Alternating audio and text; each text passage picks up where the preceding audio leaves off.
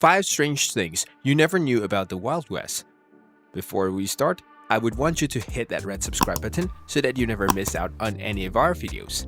Hey guys, what's up? Welcome back to Nature Snipe. 5. Camels once roamed the range. Years before the Transcontinental Railroad became a reality, westward expansion was thought to be possible thanks to camels. Yes, really!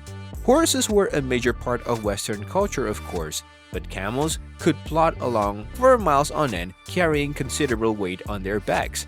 Plus, owing to the desert life baked into millions of years of their evolution, they were theoretically prepared to handle the comparatively less harsh conditions of the western United States.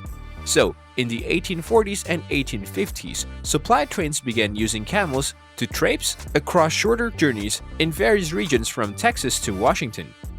By the late 1850s, a man named Edward Fitzgerald built, while several dozen camels, all the way to California, leaving from the Midwest. They completed a 1,200-mile journey to a destination just north of Los Angeles.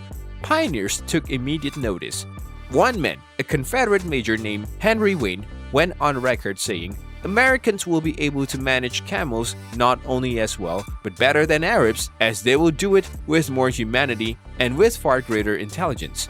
Casting aside the eras called racism, the statement was brimming with positivity about what camels could do for those traveling across the difficult West. In 1857, the United States government purchased hundreds of camels for logistical purposes and put them out to pasture in Texas. For a few years, they forgot about them, and then the Civil War hit. When it happened, opportunistic. 4. Where are all the mines? When the legend of the camel known as Red Ghost may have been just as much a tall tale as fact, it certainly wasn't the only myth operating out west.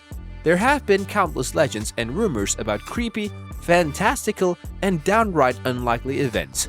But no frontier myths are more persistent than the intriguing tales of lost mines and unearthed fortunes.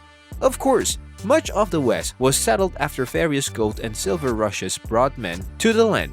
Thousands of young men back east who felt lucky or reckless or were just plain bored struck out west for a chance at a new life.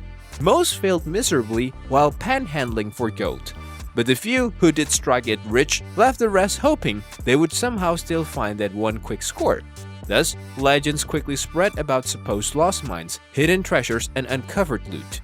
Miners hid their riches away from prying thieves, these claims clamored. And the gold was still out there waiting to be rediscovered. Most, if not all of those tales were entirely false, of course. But that didn't stop would-be miners from spreading them around all the same. For decades long after these gold rushes had ended, tales of hidden mines and buried treasure made their way back east. The most famous one, which still draws attention today, is that the Lost Dutchman's gold mine, supposedly set way up in the aptly titled Superstition Mountains outside Phoenix. The mine is said to have been first dug out by a German immigrant named Jacob Waltz nearly 200 years ago. 3. The Crazy Crash at Crush. William Crush was a railroad executive with a penchant for the dramatic. Intent on getting Americans to want to travel by rail during the very end of the 19th century, he opted to go bigger than big. In 1894, he was looking to finance the future of a new railroad venture called the Missouri-Kansas-Texas Railroad Company, popularly known as the Katy. This rail line needed funds to start up during the age of rail. So Crush put together a massive carnival at a temporary Texas town that he named after himself and invited the public to visit. It wasn't just any carnival though. The main attraction was to be 235 train engines getting smashed together to show the railroad's incredible might. Yes, this is what passed for entertainment back in the days of the Old West. 2. Gamblers put modern wagering to shame. From the ever-present attraction of Las Vegas to the rise of online sports betting in more recent times, gambling was always been a part of American life. And it was that way in the Old West too. In one major sense, that's just how things were. You had to be something of a gambler at heart to strike out west in the first place. So many things could kill a pioneer while they were headed out west that they were all essentially gambling with their lives right as they began the trip.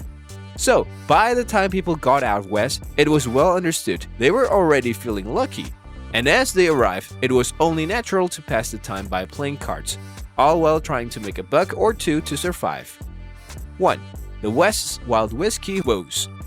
In addition to gambling, whiskey just seemed to hit the spot for people on the frontier, but the whiskeys that were offered up for consumption at the time weren't exactly things you'd want to drink today.